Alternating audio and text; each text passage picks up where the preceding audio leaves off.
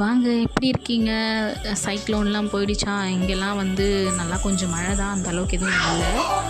நம்ம வீடியோஸ் பார்க்குறீங்கன்னா சப்ஸ்கிரைப் பண்ணிக்கோங்க ஃப்ரெண்ட்ஸ். சாரீஸ் தான் போட்டிருக்கேன் இன்றைக்கி. யாருக்காவது சாரீஸ் வேணும்னா எனக்கு வந்து கமெண்ட் பண்ணுங்கள், நான் டீட்டெயில்ஸ் ஷேர் பண்ணுறேன்.